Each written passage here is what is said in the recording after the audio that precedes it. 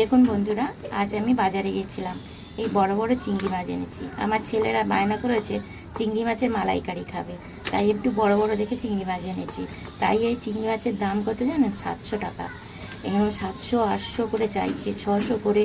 তবে 600 যেটা সেটা এর থেকে ছোট, আর 700 যেটা সেটা হচ্ছে এর থেকে আরেকটু বড়, 800 যেটা সেটা তো বড়ই। এই আমি চিংড়ি মাছ এনেছি। এই চিংড়ি মাছের মালাইকারি করব।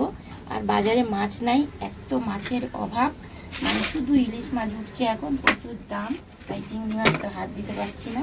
তাই আজকে আমি এই চিংড়ি মাছ এনেছি বেশ বড় বড় করে। এই চিংড়ি মাছে আমি মালাইকারি করে দেবো। ওরা খুব খুশি হবে, আর ওরা খেতেও চেয়েছে।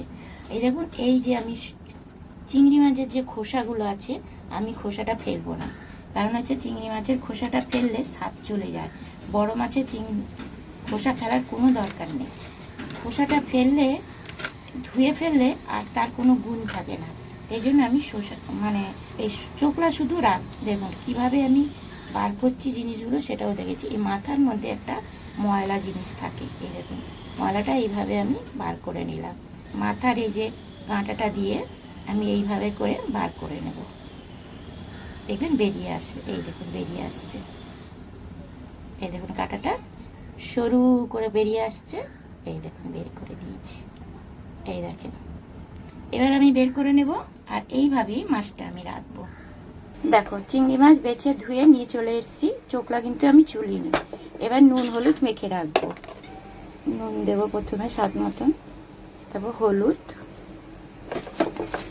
এভাবে মেখে রাখবো। 10 মিনিটের জন্য রেখে রাখছি। দেখো, এবার একটা মিক্সার জার নিয়ে চলে এসেছি। জারের মধ্যে আমি মশলাগুলো পেস্ট করে নেব। আদা কুচি, রসুন কুচি, আর দিচ্ছি পেঁয়াজ। একসঙ্গেই মশলাটা আমি বেটে আনবো। ধনে জিরে গুঁড়ো, আর এর মধ্যে অল্প একটু লাল লঙ্কা দিচ্ছি। একবারে আমি পেস্ট করে আনবো। দেখো, মশলা পেস্ট করে এনেছি। কয়েকটা নারকেল কুচি করে রেখেছি, এটা আমি পেস্ট করে আনবো। সামান্য একটু জল দিয়ে দিচ্ছি, আপনারা চাইলে দুধও দিতে পারেন। দেখো, নারকেলগুলো পেস্ট করে এনেছি। দেখো, একটা বাটি নিয়ে নিয়েছি আর একটা ছাঁকনি নিয়ে নিয়েছি। এবারে নারকেল যে পেস্ট করে আনলাম, এটাকে আমি ছেঁকে নেব। না ছাঁকলে ভালো লাগবে না খেতে। এইভাবে করে আমি দুধগুলো বার করে নেব। এই দেখুন কতখানি দুধ বেরিয়েছে। দেখো, গ্যাস ধরিয়ে কড়া বসিয়ে দিয়েছি। কড়ার মধ্যে আমি সর্ষের তেল দিয়ে দিচ্ছি। চিংড়ি মাছগুলো ভেজে নেব। তেল গরম হয়ে গেছে, চিংড়ি মাছগুলো আমি ভেজে নেব। হালকা ভাজবো, বেশি কড়া করে ভাজবো না। এরকমভাবে উলট পালট করে ভেজে নেব শুধু। দেখো, চিংড়ি মাছগুলো ভাজা হয়ে গেছে। এবার চিংড়ি মাছগুলো আমি তুলে নিচ্ছি। এবার এর মধ্যে আমি আর তেল দেবো না, এই তেলের মধ্যেই আমি রান্না করব। প্রথমে দিয়ে দিচ্ছি গরম মশলা, জিরে। এইবারে পেঁয়াজ আদা রসুন বাটা দিয়ে দিচ্ছি। এর মধ্যে জিরে বাটা, ধনে বাটা আছে, একসঙ্গে রেখেছি। ভালো করে মশলাটা কষিয়ে নেব। দেখুন মশলা কষে এসেছে, তেল ছেড়ে গেছে। এবারে আমি দেব হলুদ আর নুন। নুন হলুদ ভালো করে কষিয়ে নেব। আপনারা যদি মিষ্টি না খেতে চান দেবেন না, কিন্তু আমরা মিষ্টি খাই বলে একটু দিয়েছি, ব্যালেন্স রাখার জন্য, নুনের ব্যালেন্স রাখার জন্য। এবারে আমি জল দিয়ে দিয়ে মশলাটা কষিয়ে নেব। তবে নুন দেওয়ার সাথে সাথে একটু যদি আপনারা চিনি দিয়ে দেন, তাহলে কিন্তু স্বাদটা দ্বিগুণ বেড়ে যায়। দেখুন কতটা তেল ছেড়ে গেছে। দেখুন মশলাটা আমার কষা হয়ে গেছে। তেল ছেড়ে গেছে মানে কষা হয়ে গেছে, আর কষতে লাগবে না। নারকেলের দুধটা যে আমি বের করে রেখেছিলাম ছেঁকে, সেটা আমি দিয়ে দিচ্ছি। বাটি ধুয়ে সামান্য আরেকটু জল দিচ্ছি আমি। এই বাটিটা ধুয়ে আর অল্প একটু জল দেবো, আর জল দেবো না। এবারে ফুটতে দেবো। দেখুন ঝোল ফুটে উঠেছে, আমি চিংড়ি মাছগুলো এবারে ছেড়ে দিচ্ছি।